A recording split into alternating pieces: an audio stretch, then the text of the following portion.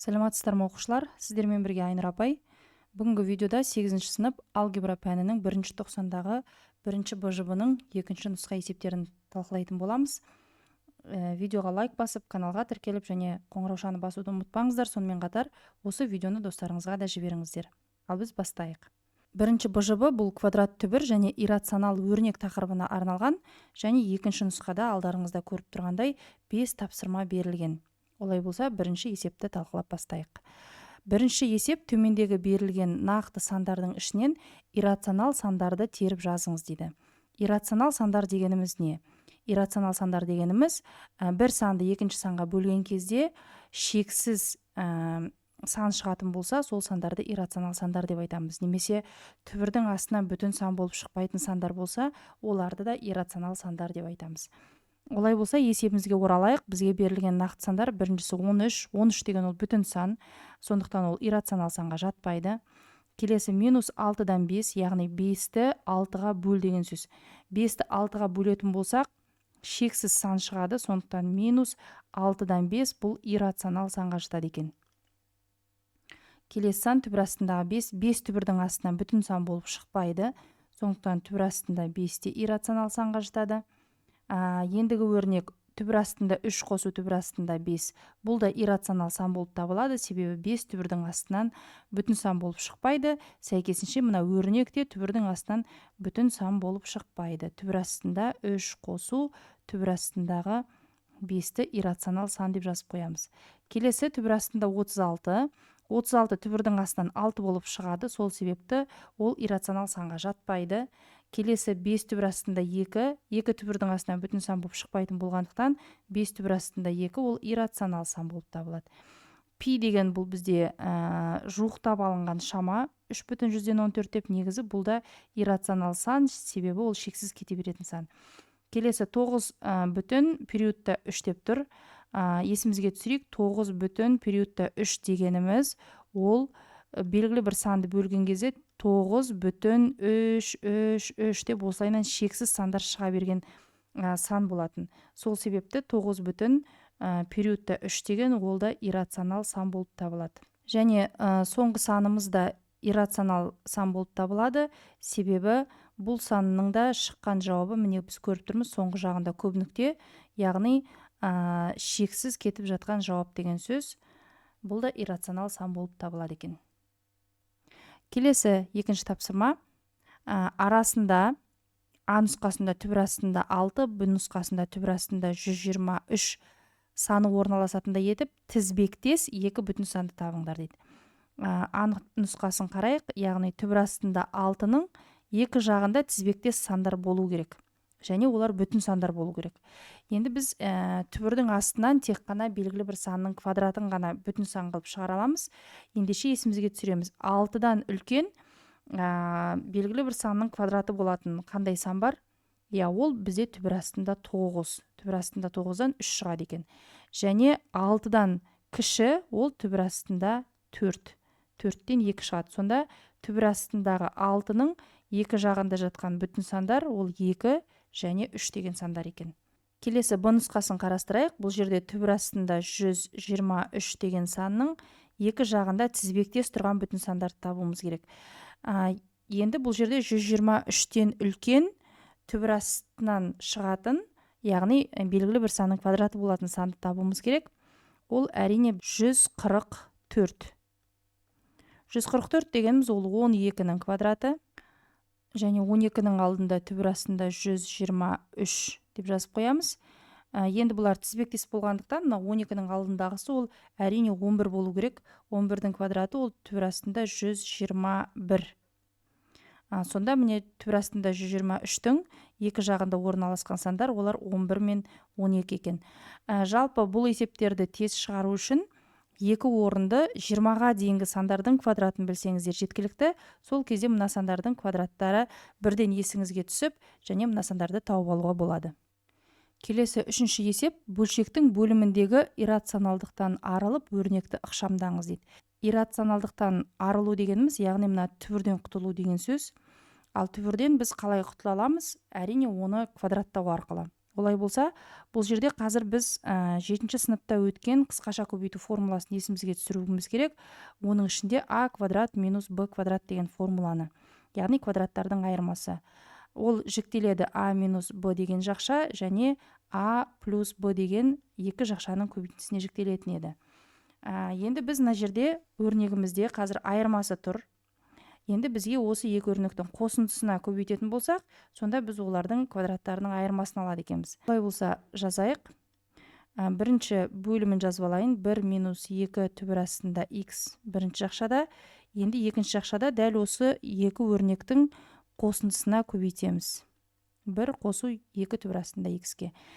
Бөлшектің бөлімін осы өрнекке көбейтсек, бөлшектің алымында дәл сол жақшаға көбейтуіміз керек. Олай болса 1 қосу 2 түбір астында x жазып қоямыз және оны мына тұрған алымына көбейтуіміз керек. Бұл алымын көбейтпес бұрын оны былай жіктеп алайық. 1 дегеніміз ол 1-дің квадраты азайту 2 түбір астында x қосу, ал мына 4x дегенді 4 деген 2-ның квадраты, ал x дегеніміз түбір астында x-тің квадраты. Яғни 2 түбір астындағы x-тің квадраты деп жазсақ болады. Және ортақ жақшаны жабамыз. Бұлай жазған себебіміз, мына екі жақша бізге қысқаша көбейту формуласын береді.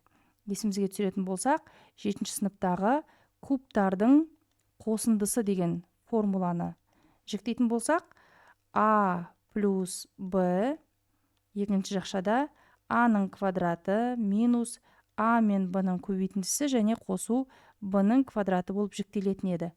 Қазір бізде а-ның орнында 1 тұр, б-ның орнында 2 түбір астында x тұр және мына жақша толықтай осы формулаға келеді.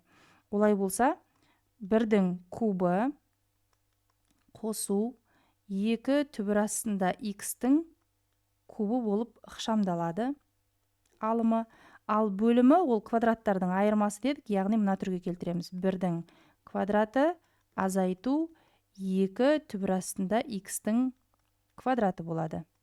Енді мына дәрежелерді есептейтін болсақ, 1-дің кубы ол 1 қосу 2-нің кубы 8, x-тің кубы дегеніміз, былай көрсетейін, түбір астындағы x-тің 3 дәрежесі дегеніміз, ол түбір астындағы x-ті өз-өзіне 3 рет көбейту дегенді білдіреді. Және оның ішінде мына алғашқы екеуінің көбейтіндісі ол түбір астындағы x-тің квадраты. Ал түбір астындағы x-тің квадраты ол x-ке тең. Олай болса, мына екеуінің орнына x деп жазамыз және мына түбір астында x-ті жазамыз. Яғни түбір астында x-тің кубы ол x түбір астында x-ке тең. Солай жазып қоямыз. X түбір астында x. Бөлу, бөлімінде 1-дің квадраты 1, азайту 2-нің квадраты 4, ал түбір астында x-тің квадраты ол x-ке тең. Өрнегіміз осылай ықшамдалады. Келесі 4-ші есеп, өрнектің мәнін табыңыз дейді. Мына өрнекті көшіріп жазып алайын.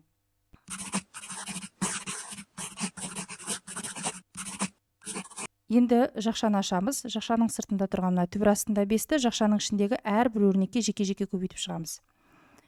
Түбір астында 5-ті бірінші 7 түбір астында 5-ке көбейтеміз. Одан кейін түбір астында 5-ті 2 түбір астында 2-ге көбейтеміз. Бірінші кезекте түбір астында 5 пен түбір астында 5 екеуі көбейтілсе, онда түбір астында 5-тің квадраты болады және ол 5-ке тең болады. Олай болса, біріншісінде 7 көбейту 5 болады. Азайту 2 түбір астында 2-ні түбір астында 5-ке көбейтеміз. Енді түбірдің астындағы сандар әртүрлі, сондықтан бір-біріне көбейтіп жібереміз. 2 түбір астында 10 болады. Қосу түбір астында 40-ты 4 көбейту 10 деп жазсақ болады. Мына 4 қазір түбірдің астынан шығады.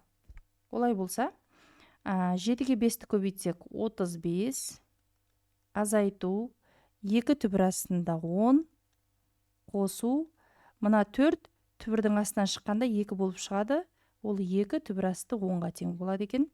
Енді бізде міне 2 бірдей сан шығып тұр, және олардың алдындағы таңбалары қарама-қарсы, олай болса бұл сандарды былайынан жойып жіберуге болады. Сонда есебіміздің жауабы 35 болады екен. Келесі 5-ші есебіміз y тең минус түбір астындағы x функциясы берілген, және осы функция бойынша 4 тапсырма бар. А тапсырмасында осы функцияның графигін салыңыз дейді. Олай болса график салайық. Мынау y осі, y деп қояйын, ал мынау x осі болсын. Енді бізге минус түбір астындағы x-тің графигін салу керек. Жалпы түбір астындағы x-тің графигі дегеніміз, ол міне x пен y бірде бір деген нүкте арқылы өтетін мынандай график болатын еді. Бұл y тең түбір астында x болса. Ал бізге енді y тең минус түбір астындағы x керек. Олай болса, ол керісінше мына жақта болады. Қазір сол графикті салайық. Ол график бірде минус бір деген нүкте арқылы өту керек міне мына жермен. Яғни былайынан салынады. Мынау бізде y тең минус түбір астында x-тің графигі. Келесі b тапсырмасында функцияның анықталу облысын табыңыз дейді. Функциямызды жазып алайық. Ол y тең минус түбір астында x. Түбірдің астында тек қана оң сандар болатындықтан x үлкен немесе тең 0 деп аламыз. Яғни осы жерден анықталу облысын жазатын болсақ, x тиісті 0-ден плюс шексіздікке дейін. Келесі с тапсырмасында x тең 16 болғанда функцияның мәнін табыңыз дейді. Олай болса, дәл міне осы функцияны аламыз.